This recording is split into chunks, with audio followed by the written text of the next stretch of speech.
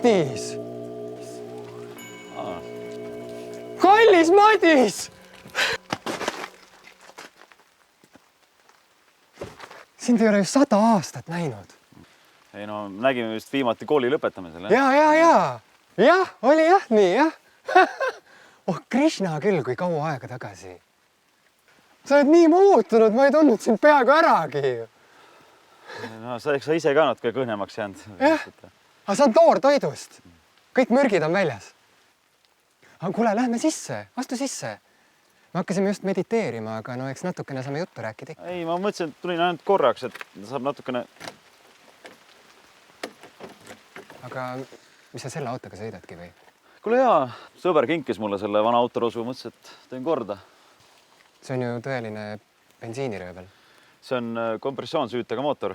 Natuke diislit võtab, aga noh. Loodust reostab ikka tohutult. Mõtle selle peale, Madis. Meie siin oleme sellest kõigest loobunud. Me lihtsalt ei suuda vaadata pealt, mismoodi inimkond emakesele maale järjepidevalt haiget teeb. Teda reostab, kurnab. Aga kuule, lähme sisse või? Lähme sisse! Lähme sisse! Lähme siis. Tule. Oota. Näed sa? Jah.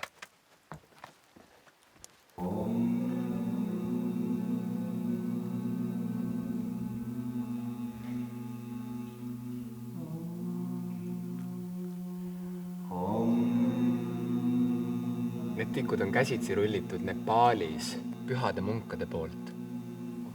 Puhastab õhku. Niimoodi elatigi siin. Päris huvitav. Ja üks Hollandi arhitekt disainis meile selle maja. Ta kasutas selleks iidseid püstkoja ehitustarkusi, mis ta sai ayahuasca tseremoonial iidsete tulnukate käest. No, aga miks neid tulnukaid tülitada? Ma võiksin siin samas metsas sulle ise ühe väiksema kokku klopsida. Saaksid seda näiteks suvilana kasutada või midagi? Milleks mulle suvila, Madis? Kas sa ei mõista siis, et meie eksistentsi mõte siin reaalsuses on olla koos ja mitte tarbida mõttetult? No ja, eks ta tõsi ole, jah. Aga kuidas te seda suurt koda siin kütate? Ma vaatan, et kamin on päris suur, aga ilma soe müürita, ei tea, kuidas see... Iseasi on see muidugi, kas see ehitis siin ka midagi kinni peab? See ei ole kamina koht, Madis. Me ei suudaks elu ilmaski oma enese mugavuse pärast hakata metsa maha raiuma. See oleks mõrv, Madis. See toru on siin selleks, et meie head mõtted, meie palved, meie soovid taeva läheksid. Lihtsalt on lahtine toru lahes või? Ei, mitte lihtsalt. Madis. No, aga talvel ikka panete sinna toru alla mõned puud ju? Ei, Madis. Meil on päikesepaneelid. Me ei kurna loodust, ma ütlesin ju sulle. Me ei ole sellised tarbimisühiskonna ohvrid nagu sina. Ökoloogiline jalanumber on suurem kui IQ. Ohvrid või mitte, aga kuidas need päikesepaneelid siia saavad? Tulnukad toovad teiselt planeedilt kohale või? Ikka Hiina tehased tossavad nende nimel. Ja need käsitsi keeratud tikud, mis sul siin tossavad.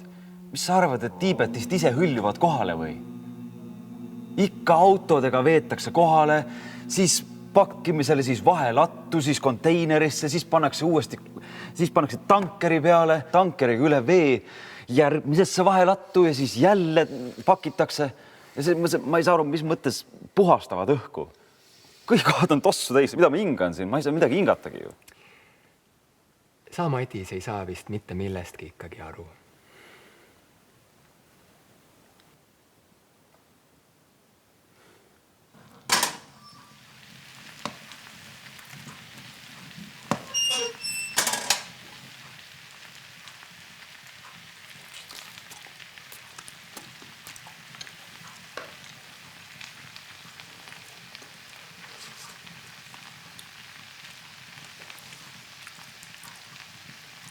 Need öko-meko hipstrid on ikka lollid küll ju.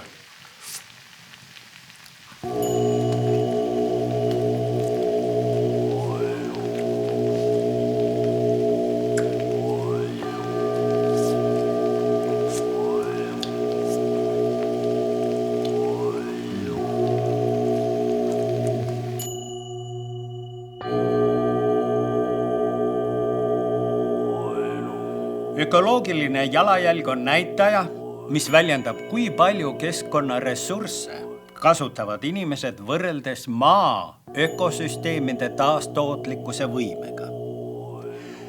Ökoloogilise jalajälje arvutamisel lähtutakse inimtegevuse nõudlusest selliste ökosüsteemi saaduste järele, mis tulenevad maakera suutlikkusest kasvatada uut elusainet. Ökoloogilist jalajälge väljendatakse globaalhektarites inimese kohta. Nii saab välja arvutada, mitu maad praeguste tarbimisharjumuste juures vaja läheb.